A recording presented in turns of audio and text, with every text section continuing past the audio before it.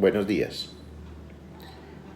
El tema de la interpretación del antibiograma se ha convertido en una necesidad para todos los clínicos a fin de seleccionar apropiadamente la mejor terapéutica antimicrobiana. Mi nombre es Norton Pérez y en este corto video quiero plantearle a ustedes unos trucos pequeños a fin de que podamos entender qué es lo que este estudio microbiológico nos está mostrando. La infección ha sido un problema que ha perseguido a la humanidad desde su historia temprana. Hasta hace muy poco, menos de siglo y medio, no teníamos ninguna solución efectiva fuera de lo que era el drenaje quirúrgico de los abscesos, que sí se venía realizando anticipadamente. Solo es hasta el momento del descubrimiento accidental de los antibióticos, inicialmente las sulfas y posteriormente la penicilina, que se cuenta con una herramienta adecuada a fin de abordar este problema. Muchos pacientes, muchos seres humanos han fallecido a causa de la infección. Y si bien en un principio del descubrimiento de la penicilina alguien se atrevió a plantear que este tema de la infección era un problema resuelto, no se ha cumplido.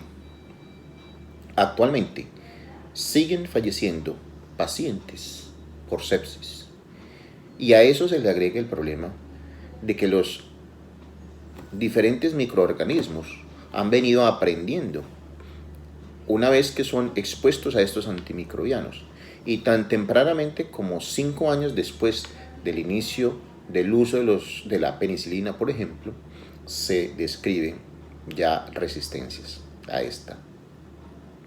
Hoy en día, si bien contamos con un armamentario terapéutico ampliado y antibióticos potentes y de amplio espectro, sigue presentándose pacientes que fallecen con infecciones por bacterias que son resistentes a estos mismos antibióticos antiguos y nuevos.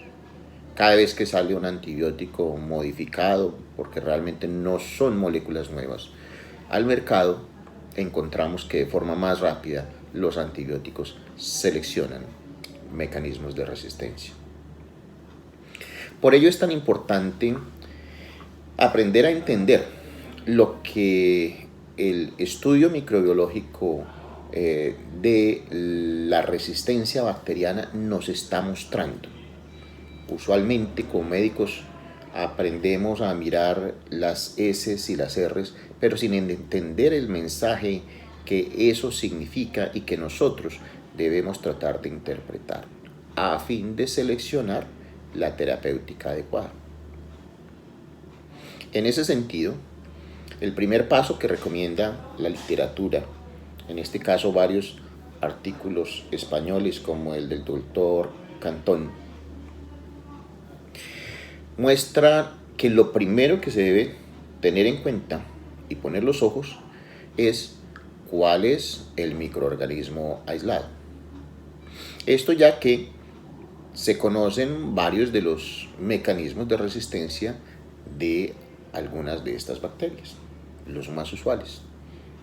En el caso de un Streptococcus pneumoniae, pues se busca evaluar si existe la presencia de resistencia al antibiótico de primera elección, como es la penicilina, a través de una hidrolasa.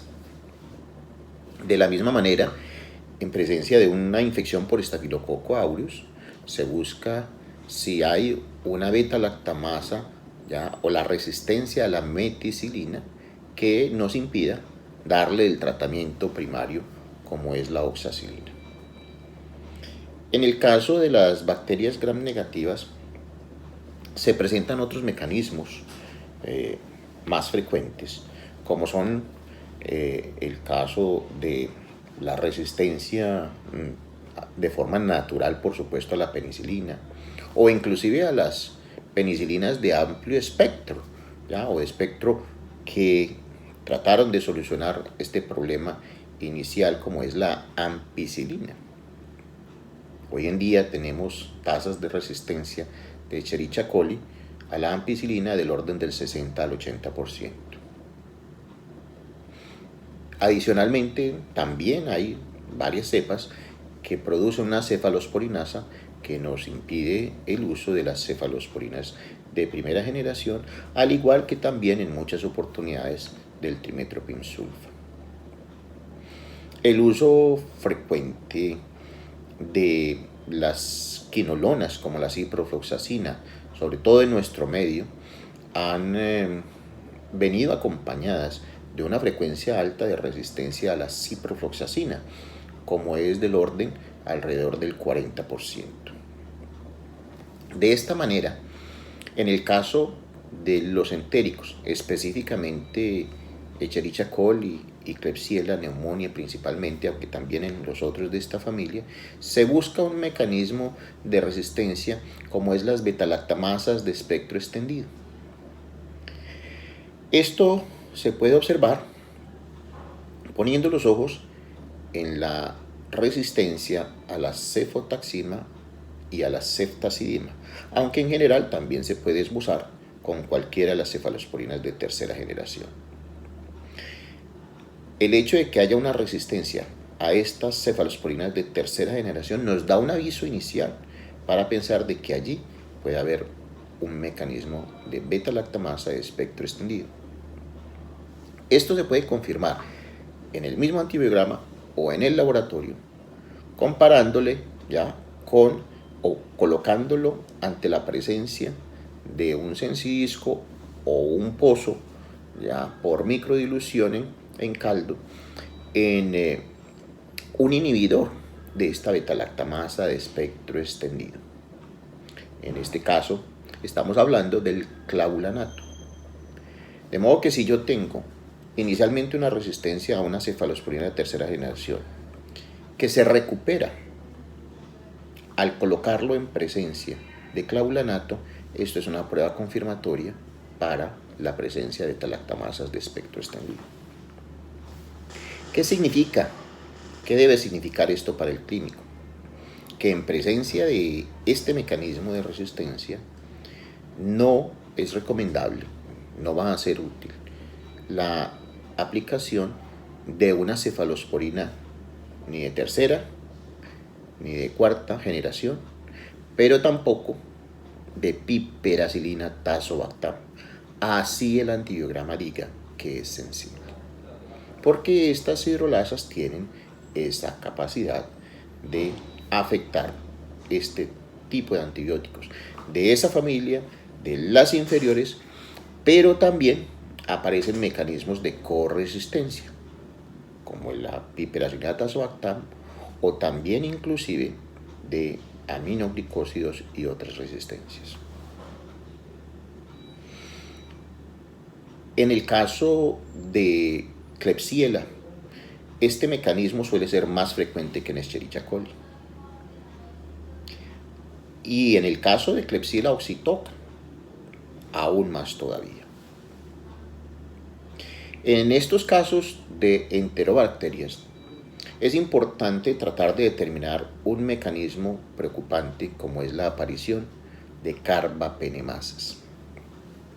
Las carbapenemasas afectan de forma amplia a todas las familias de antibióticos, desde los carbapenémicos hasta las cefalosporinas de espectro ampliado y de ahí hacia abajo. Este mecanismo se puede detectar fijándose en las resistencias a los carbapenémicos. Y en el caso de las enterobacterias, un marcador muy sensible es la sensibilidad, o más bien la resistencia al ertapenem. De la misma manera, en las otras bacterias gram negativas no fermentadoras, estos otros mecanismos como las carbapenemasas son importantes de evaluar, ya en este caso, como en el caso de las pseudomonas, por medio de la resistencia a imipenem, a meropenem, a doripenem, y tratar de contrastarlo e identificarlo si el mecanismo es mediante una metaloenzima, como es el caso de evaluar si hay, a pesar de la resistencia a carbapenémicos, sensibilidad a Aztreonam. Y por supuesto, emplear una prueba como la prueba modificada de Hodge, que enfrenta una exposición a la EDTA.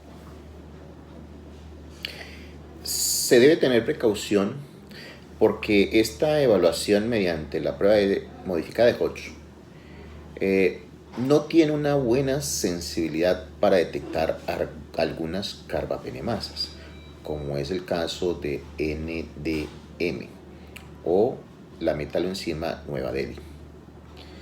Esta metaloenzima ha sido identificada en algunos departamentos de Colombia, entre esos el departamento del Meta, si bien en una proporción baja. Es así